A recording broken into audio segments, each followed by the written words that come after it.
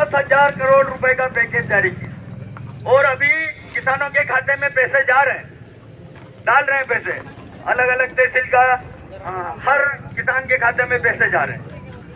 भाई इसमें साफ दिख रहा है कि भाई खेती तो भाग्य मजदूर कर रहा है, उसमें भाग है भाग्य मजदूर का, जो खेती पैदा होगी उसमें से भी हिस्सा मिलेगा।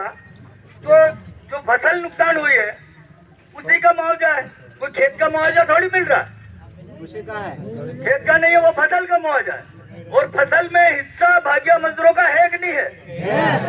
तो किसानों को भी सरकार को भी सोच समझ करके भाग्य मजदूरों का हिस्सा देना चाहिए, क्योंकि जो नुकसान हुआ है वो भाग्य मजदूरों का ज्यादा हुआ है, मेहनत भाग्य मजदूरों ने की है ना, उसमें अपना खून पसीना लगा हुआ है। किसान तो जो घर बैठे हैं और जो खेती है वो प्राकृतिक खेती है। तो जो हिस्सा है आप 30% अपन 33% मांग रहे हैं कि भाई तीसरा हिस्सा, और इस बार तीसरे टक्के से हमको मुआवजा मिलना चाहिए। दूसरा कि जो हिस्सा है वो भी तीसरे टक्के से होना चाहिए, 3 भाग होने चाहिए। 3 भाग क्यों होने चाहिए कि भाई एक भाग खर्चे का, ये पूरी दुनिया में नियम है कि एक भाग खर्चे का, एक भाग जो है उसकी खेती का भाड़ा, और एक भाग जो है वो भाइयों की मेहनत का। 3 भाग होते हैं, चौथा भाग किस बात का, चौथा हिस्सा किसके लिए है, वो मुनाफे का जा रहा है। भाई भाग में अगर रखते हैं तो तीसरा हिस्सा होना चाहिए। दूसरा है कि भाई जो सुविधाएं हैं वो हमको मिलनी चाहिए। हम पूरी जिंदगी यहाँ रहते हैं, आज इस बाड़ी पे है, दूसरी बाड़ी पे है, वहाँ सारी सुविधाएं होनी चाहिए, क्योंकि अपना घर नहीं है यहाँ।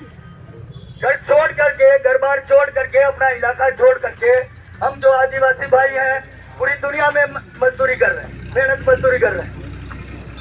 चाहे शहरों में देखो तो आदिवासी, करिया काम में देखो तो आदिवासी, बाग की खेती में देखो तो आदिवासी, जो रेल पुल पुलिये मॉल जो बन रहे हैं सब में आदिवासी। और ये जो आदिवासी जो अपना इलाका है 4 राज्यों को मिला करके जो अभी अपने मांग उठा रहे हैं कि हमारा प्रदेश अलग बनाओ, भील प्रदेश, तो भील प्रदेश के जितने लोग हैं सारे के सारे पूरे भारत में मजदूरी कर रहे हैं, और मजदूरों के भी कुछ हक अधिकार तो होते हैं ना, हम भी इंसान हैं,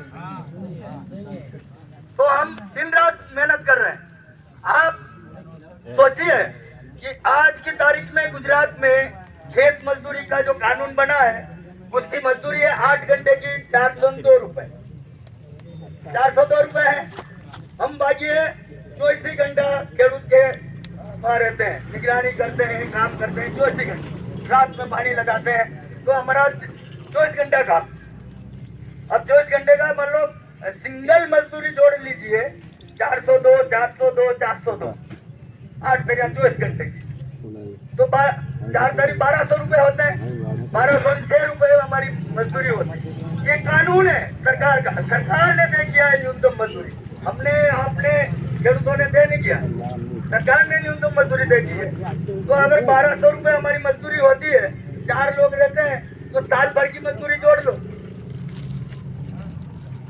हम भागी मत, तो हमको मजदूरी दे दो, न्यूनतम मजदूरी दे दो, मजदूरी कर लेंगे।